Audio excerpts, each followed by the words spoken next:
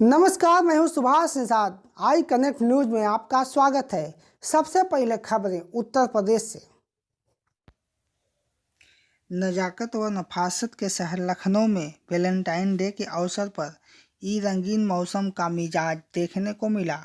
भोजपुरी कवि सुभाष चंद्र रसिया की कृति ई रंगीन मौसम पुस्तक का लोकार्पण यूपी प्रेस क्लब लखनऊ में हुआ।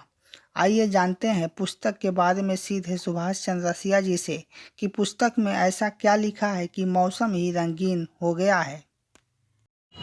मैं डॉक्टर सुभाष चंद्र रसिया शिलालेख फाउंडेशन द्वारा लोकार्पित हमारी पुस्तक की गई है ई रंगीन मौसम। ई रंगीन मौसम समाज की वो कुरीति समाज की वो विसंगति पर गीत बा जौना से कि आदमी जान सकेला कि दहेज का उत्पीड़न के तरह होत बाटे, के तरह से महिलन के साथ उत्पीड़न होता, महिलन के केहू किसान ना मानेला तो किसान खातिर के भी में गीत बा। ये 84 गीत का संकलन है जिस जौन गीत में भक्ति से लेकर के श्रृंगार तक के सभी गीत हैं और समाज को एक आईना दिखाने का काम करेगी। जैसे मैंने इसमें एक गीत लिखा है कि गौवा के माटी हमके बुलावे लागल, हाँ, याद बचपन के सगरी दिलावे लागल। ये गीत इसलिए मैं लिखा कि जब गांव से आकर के शहर में हम लोग बस गए, हाँ, तो गांव की याद हमेशा आती है और जो गांव में है आनंद, हाँ, वो शहर में नहीं है। यहाँ प्रदूषण बहुत है। आप भोजपुरी समाज से भी जुड़े हुए हैं, किस जिले के रहने वाले हैं? हम जो है मऊ जनपद से हैं, हाँ, मऊ जनपद के रतनपुरा ब्लॉक से हैं।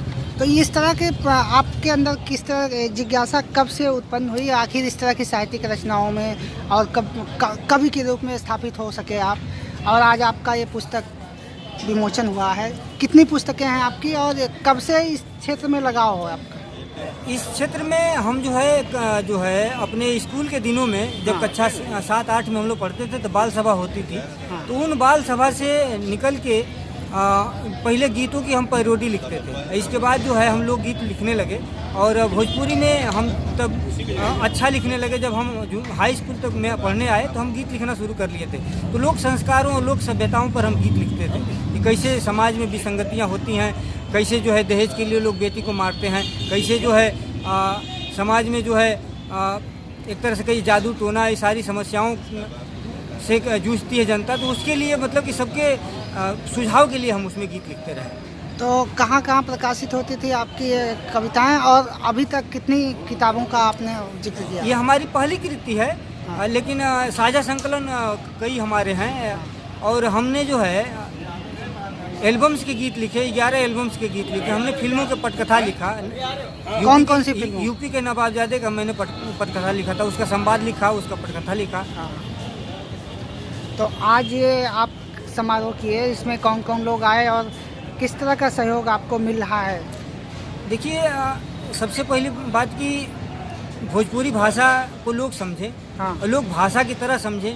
भोजपुरी को केवल बोली की तरह समझते थे। हमने इसको एक गीत संग्रह बनाया, तो एक जो है किताब के रूप में लाया कि ताकि लोग इसको समझें कि एक भाषा भी है। और इस किताब से लोगों को ये संदेश भी मिलेगा कि भोजपुरी के वो सारे शब्द भी सीखने और जानने को मिलेंगे जो लोग जानते नहीं हैं, और जानते हैं, बोलते हैं, लेकिन उसका अर्थ नहीं समझते हैं। तो इस किताब में वो सारी चीज़ें लिखित हैं। आज कौन कौन लोग आए आपके इस कार्यक्रम में? इस कार्यक्रम के मुख्य अतिथि रहे डॉक्टर अखिलेश मिश्रा जी IAS, और DN लाल जी की अध्यक्षता में कार्यक्रम संपन्न हुआ।